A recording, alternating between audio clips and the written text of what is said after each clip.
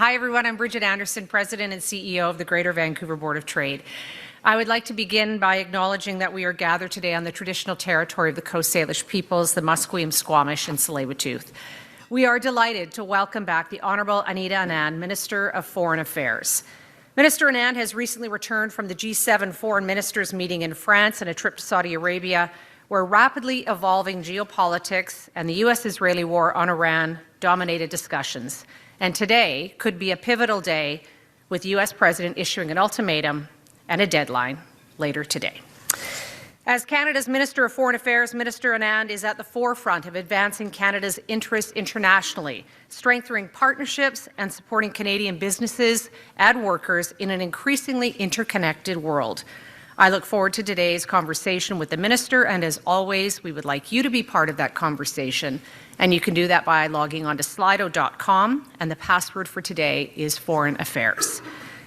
On behalf of the Board of Trade, I would like to thank our generous partners for making today's event possible. Thank you to our preferred venue partner, Fairmont Waterfront Hotel, and thank you to the staff for the lovely breakfast this morning. Our event partner, One Group Agency, and I would like to thank our pillar partners. They include TELUS, CN, YVR, BCIT, Air Canada, and RBC. A sincere thank you to these 6 organizations whose annual partnerships and commitments enable the work of the Board of Trade. And welcome to a few special visitors here in the audience, Wade Chang, Member of Parliament for Burnaby Central, and also some of our board members joining us today, Walter Pela, Susanna Pierce, and Catherine Young, and former Chair Jaggi Sahota, and former Chair Radha Kirpan. It is now my pleasure to introduce the Minister. The Honourable Anita Anand currently serves as Canada's Minister of Foreign Affairs and has represented the community of Oakville as Member of Parliament since 2019. Over the past several years, she has held a number of senior federal roles, including Minister of National Defence, President of the Treasury Board, and Minister of Public Services and Procurement, where she led the negotiations to secure vaccines and critical supplies for Canadians during the pandemic. Before entering public service, Minister Anand was legal scholar and professor of law at the University of Toronto and several other leading institutions. Please join me in welcoming Minister Anita Anand.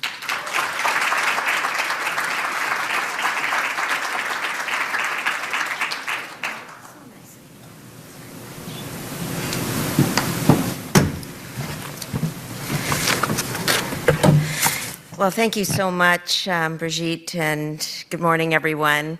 It's wonderful to see everybody here. Bonjour tout le monde. And I just wanted to say how wonderful it is to be in British Columbia. The sun is shining, the water is absolutely gorgeous, and you know, I can see why one of my daughters wants to remain in British Columbia after she finishes her work term. In all seriousness, we are at a moment of profound geopolitical volatility and extraordinary economic transformation. And my objective here today is very straightforward. What I'd like to do is to set out Canada's foreign policy in this defining era, what it means concretely for growth, investment, and opportunity here in British Columbia. And let's start with the Prime Minister's Davos speech, in which he described a ruptured international order, one that requires countries like Canada to act with flexibility, align with trusted partners, and deliver results. And admittedly, these are complex ideas. The approach, as I will describe it, is based on principled pragmatism. Canada, first and foremost, will always stand with its long-held values: respect for international law, human rights, environmental sustainability, reconciliation, gender equality, and the rules-based order. But in a rapidly changing world, values must be matched with action. En ce moment, le Canada doit agir avec clarté, détermination, pragmatisme. And this pragmatism revolves around and, in fact, necessitates attracting investment and building resilient supply chains, something Bridgitte and I have talked about many, many times.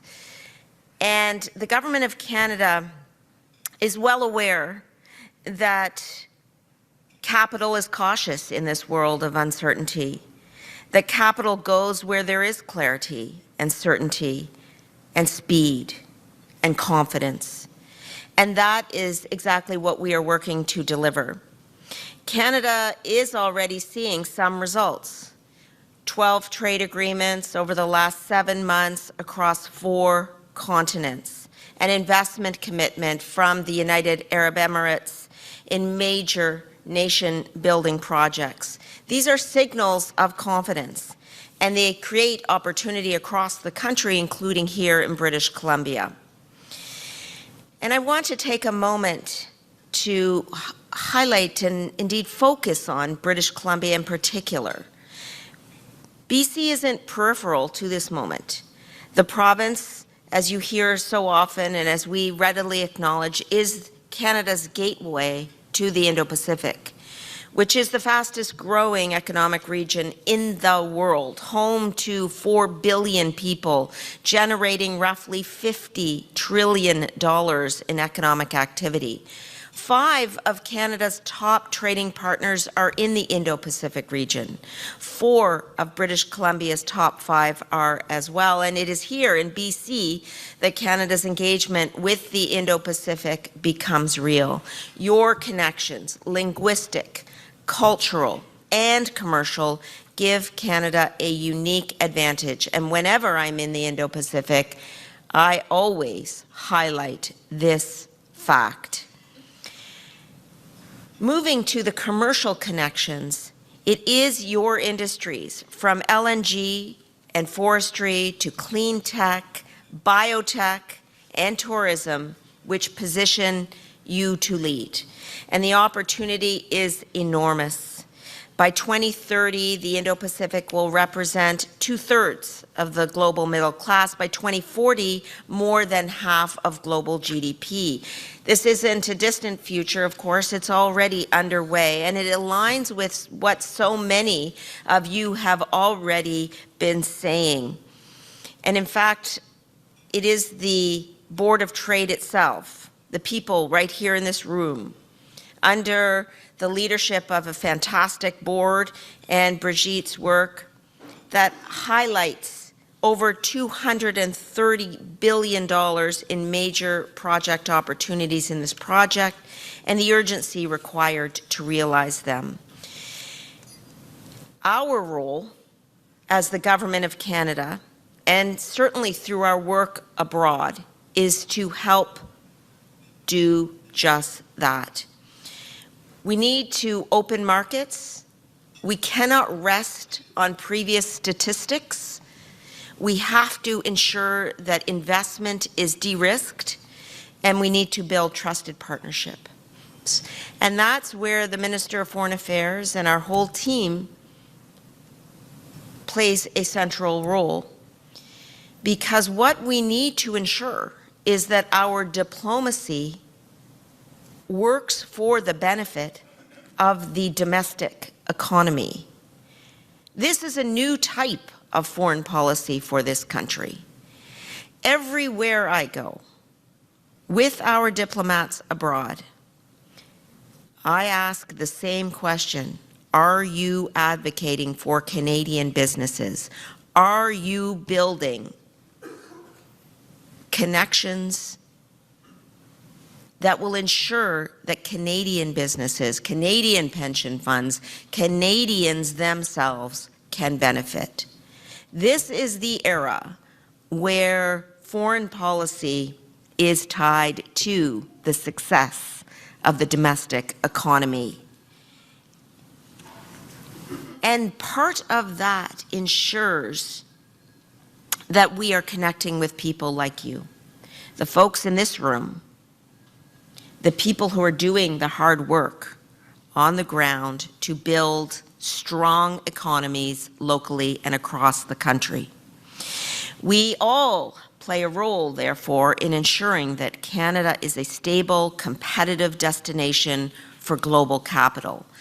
And we're advancing significant trade negotiations with major economies around the world. We're currently negotiating a comprehensive economic partnership agreement with India.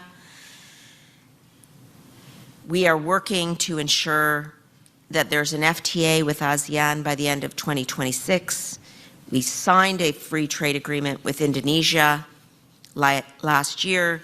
This all works to strengthen Canada's position as a reliable economic partner.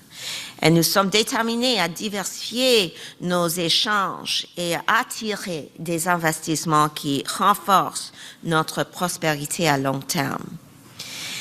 Now, I gotta say, in my conversations around the world, and this is 99% of the bilateral engagements that I am in, there is always a mention of the first LNG exports from Canada's west coast, which began, of course, last year, and which has put British Columbia and indeed Kitimat at the very center of diplomatic conversations around the world. The world wants what Canada has to offer. Our work diplomatically is to ensure that we connect the buyers to the sellers and to ensure that the domestic economy here in British Columbia and across this country benefits from that diplomatic work. That is the goal that we have in the Government of Canada, and we will be unrelenting in pursuing it.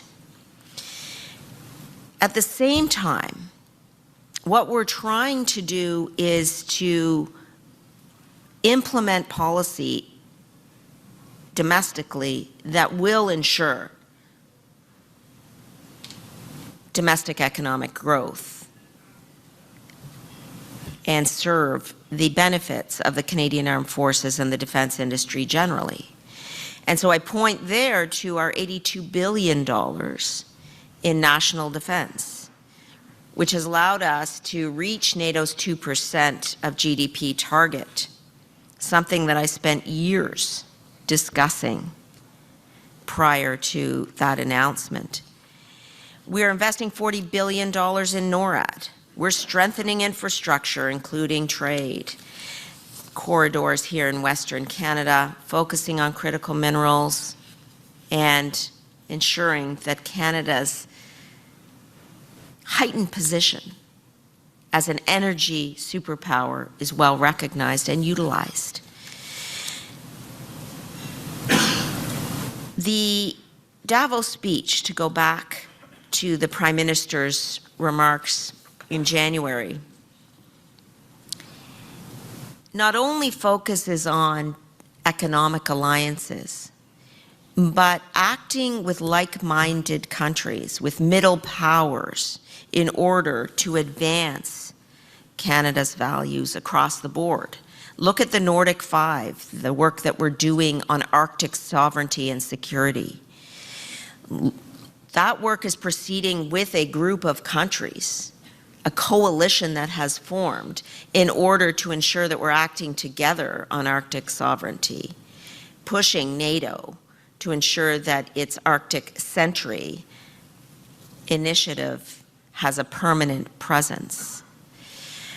It includes, as another example, the Coalition of the Willing, and ensuring that we are collectively supporting Ukraine in the short and the long term against the illegal and unjustifiable further invasion of Ukraine by Russia.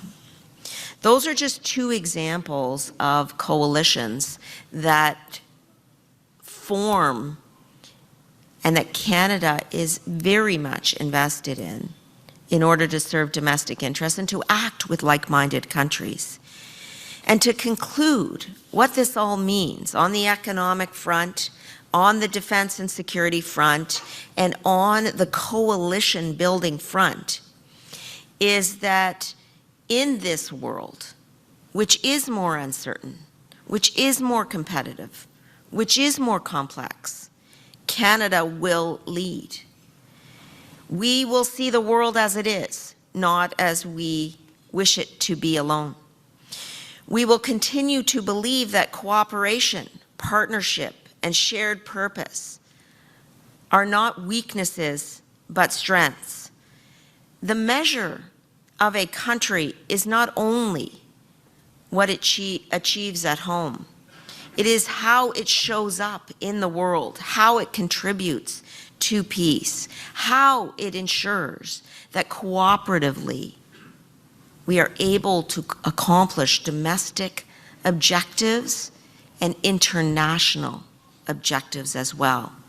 This is the role that Canada will play. This is our mission. This is our moment to lead, and British Columbia's moment to help lead the way. Thank you. Merci.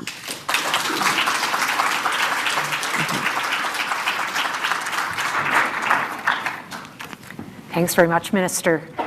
The farthest one is great, thank you. And I'll just remind people they can log on to Slido and they can submit their questions, or you can vote for questions.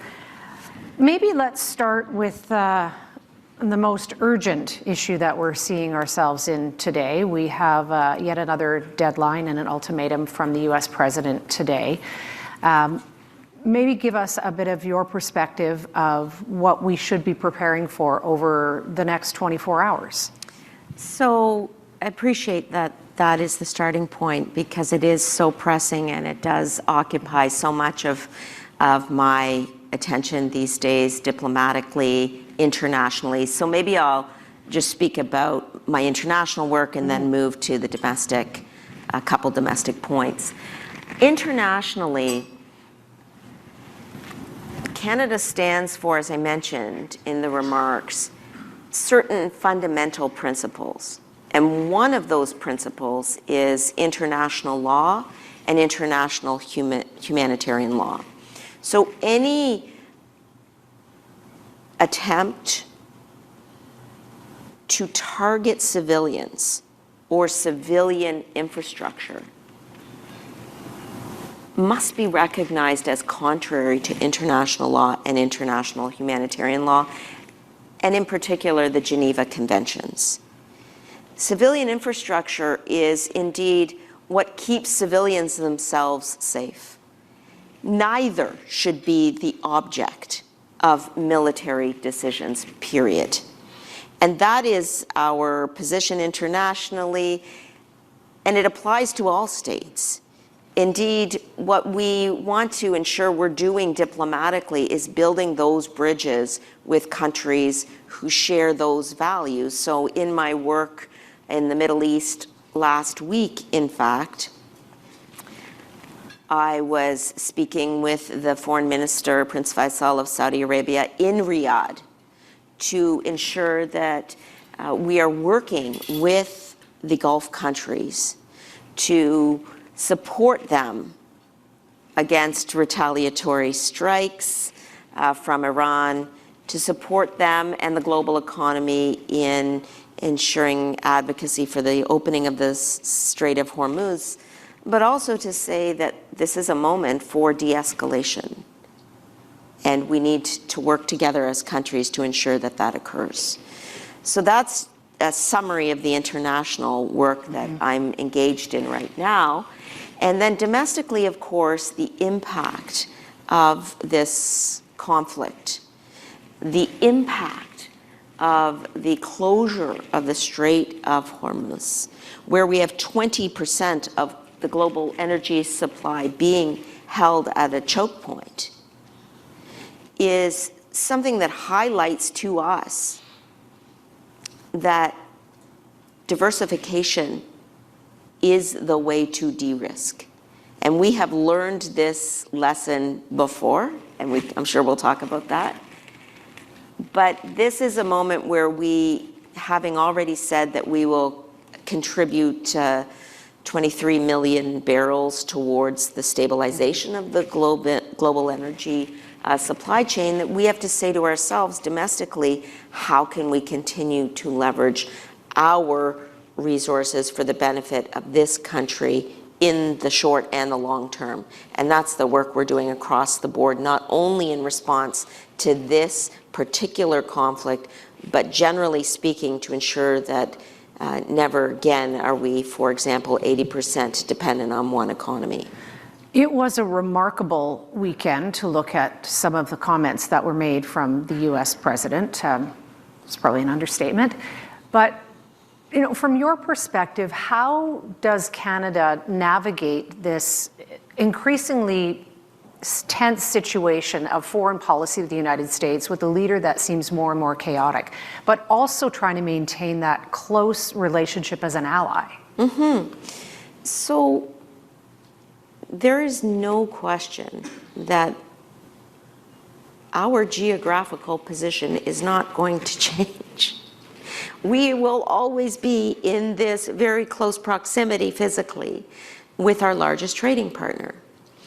The question is, how can we leverage our domestic economic policy and our foreign policy to strengthen our own position?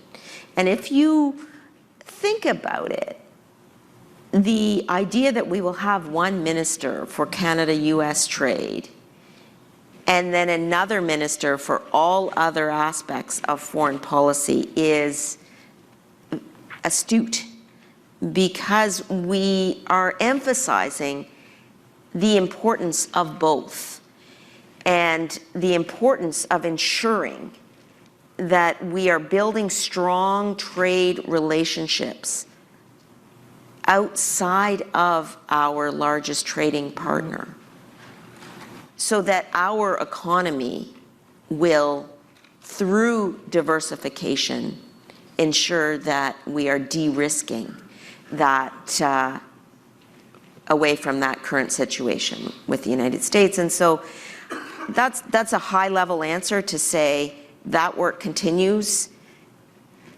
Even before the Prime Minister became the Prime Minister, we were the only G7 country with a free trade agreement with every G7 country. But we're not stopping there. We're saying over and above those large agreements, the CPTPP comes to mind. What else can we do bilaterally? What else can we do multilaterally? And so with Minister Sidhu, that is the work that I'm doing to build strong economic relationships. So you talked about the Prime Minister's speech in Davos, and I think all of us that resonated very deeply with us. But you talk about this great opportunity that we have here in British Columbia, the gateway to the Indo-Pacific, the Asia-Pacific. You look at British Columbia having what the world needs, whether it's critical minerals, whether it's in technology or LNG or clean energy.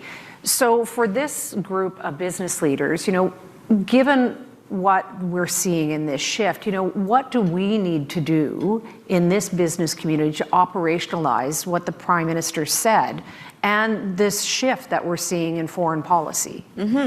So the one thing that always strikes me, and I did like 22 years of teaching in corporate and securities law before coming into government, so really studied the domestic economy and the importance and presence of SMEs in our economy.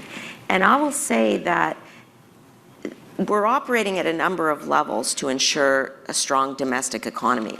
The federal government, together with the provinces, has to ensure that the infrastructure, the trade infrastructure exists, like strong trade agreements, like bilateral trade agreements. As I mentioned, the India CEPA comes to mind, but there are many other examples, including ASEAN, Mercosur, those types of examples. But the infrastructure alone isn't enough. At a grassroots corporate level, SMEs have to diversify away from the United States economy themselves and utilize the framework that we're putting into place. So specifically, what is the government doing to support SMEs? And there's an additional question too, which we'll get to in a minute, about the investments that the government is putting into this. Good. So, sorry, I sound like a professor there. Good question. So what we've introduced is use it or lose it provision for critical minerals in British Columbia and the North. So use it or lose it simply mandates that if large carriers don't use their spectrum in remote areas, for example, it will be forfeited to local operators who can demonstrate a plan to develop the region. It's just one example of how we want to say that we're there to support the domestic economy in a particular province, but we also want to say at another level, we're building that trade infrastructure that you can utilize once an agreement is finalized. And for SMEs that are looking to diversify their exports, what is the government doing to help them along their journey? So the overall goal is to reduce structural dependence on the United States. We have a $5 billion trade diversification corridors fund, a $1 billion Arctic infrastructure fund. Those are part of our efforts to diversify trade and to assist local businesses and SMEs along the way. What we're trying to do is to ensure that while we want foreign direct investment, we don't want passive resource banking by foreign state-owned enterprises. And so what we need to do is ensure that there's available capital for small to medium-sized enterprises, which actually account for over 90% of the corporations in this country. We're also playing a leading role in the DSRB, the Defense Security and Resilience Bank, which is hosting negotiations in Montreal. Essentially what that DSRB is, and I'm not sure if you've discussed this with your members. The Board of Trade led the steering committee as we put in a bid for Vancouver and a number of other committee members. So the greatest thing about that is that it's a cross-country effort. We all want to see the DSRB succeed, and internationally, what I'm doing is trying to bring other countries to the table to say that if we pool capital, we will be able to support SMEs who want to respond to demand, but don't necessarily have the capital at the first instance to ramp up. And we saw this when Russia further illegally invaded Ukraine. That there was incredible demand for 155 millimeter ammunition and other types of military equipment for Ukraine, but the capital wasn't there. And so we need to solve this problem through the DSRB. And recognizing that there's still a fairly long way to go in negotiations. And yes, even us here on the Vancouver Bid Committee would agree it is Canada first. But could you give us your perspective as the decision will be made, if it is awarded to Canada and if that is the model? It is the Prime Minister's decision. We fully understand that. But we feel strongly that Vancouver has a strategic advantage in placing all or part of the operations here, large part, because we are seen as this tri-continental bridge. What is your perspective on where the bank should be in Canada? Do you have a perspective, or are you leaving that entirely to the Prime Minister as well? All the hard questions. So what I would say to you, as I've said to others, is advocacy is your friend at this point, in the sense that the decision hasn't been made. We want to play a leading role as a country. We are hosting the negotiations for the charter for the DSRB in Montreal. But at this time, the work you're doing to advocate for this city, for this province, for this region, in fact, is fundamental. It is what everyone else who wants to host is doing at this time. And in order to remain competitive, I would say advocacy is your friend. Understood. We have some questions here, and talking about diversification, the most popular question is about whether Canada should join the EU. What is your thinking about that and about future Canada-EU relations? Okay, well, I'll start with a little comical moment in my life on this, that we're quite close as G7 foreign ministers, and my counterparts in France and Germany recently filmed a video beside the Berlin Gate to invite Canada to join the EU. And so I was with them in Paris, and I was like, guys, like what are you doing? On a more serious note, I understand the impetus for the question. Mm-hmm. The gist of the question is something that we feel too, that there is a sense of being like-minded with many of the EU countries. And in particular, we're pushing on that open door by being the only non-European country to be a member of the SAFE, to allow our defense companies here in Canada to compete for defense procurement contracts on the same level, on the same terms as European companies, to ensure that we have the CETA agreement, that free trade agreement with EU countries, to ensure that we have strong alliances bilaterally as well as multilaterally. And so I would say the question emanates from a similar position, which is we'll push on that door in order to diversify, to de-risk, in order to ensure that we double non-US trade over the next 10 years. This is an important point. It's fundamental to our foreign policy. We are nearly out of time already, so maybe I'll finish off with an invitation for you to have a call to action for the business community here. Given what you're saying about the opportunity and the urgency, and as Canada is really shifting in its trade policy and its foreign policy, what specifically should these business leaders do, given our role and really our strategic location in the Canadian fabric? How do these business leaders here leverage the opportunity? So I'll answer that question by looking collectively at what you can do and then individually.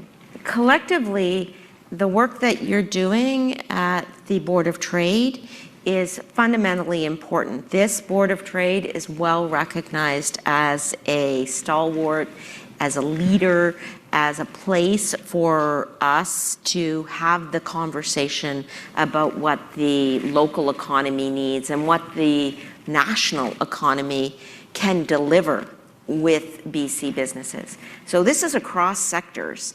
Of course, natural resources, critical minerals, and LNG, of course, those issues occur. But the tech sector here, the life sciences work, the manufacturing, the human resources that you are able to leverage in this province are second to none, and that is something that needs to continue to be heard. The second thing I will say collectively is this idea of being the gateway to the Indo-Pacific is fundamentally important. I feel that you know that idea, so I don't want to sound redundant. Mm-hmm. But I cannot stress enough how important the work in the Indo-Pacific is right now for our government. Remember, I was 4 months in to being the foreign minister last fall when I made a trip to India and China to ensure that we were opening doors to those large economies that you cannot ignore. Yes, there are concerns relating to public safety, relating to issues surrounding human rights. I make sure to address those issues at the table.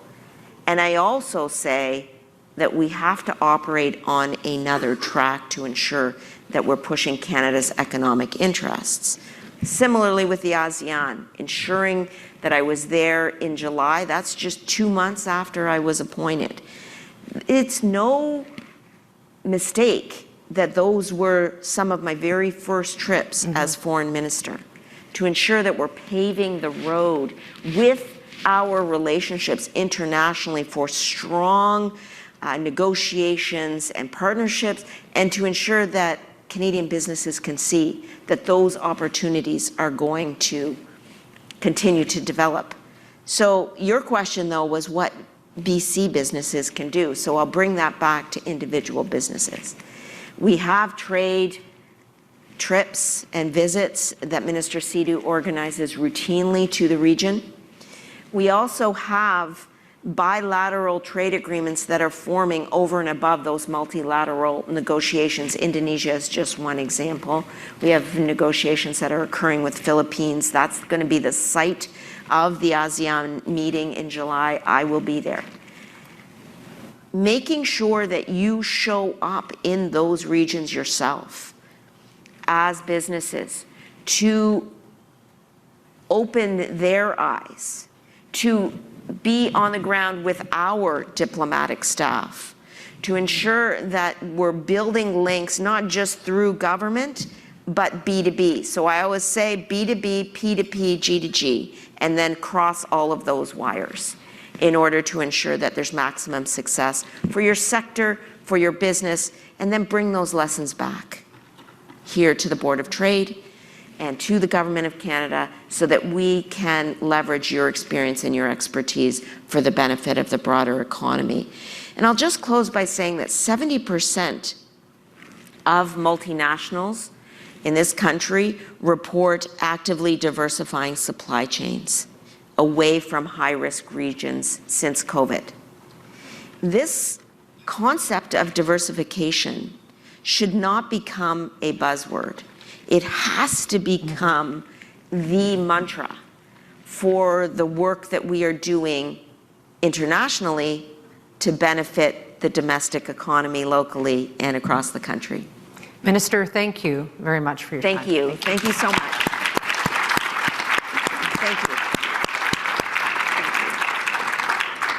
And I'd like to thank all of you and our sponsors and the Fairmont Waterfront for hosting us this morning. Have a great day, everyone. And thanks again for I'll stick around if anyone has some questions and wants to say hi. Thanks, everyone. You.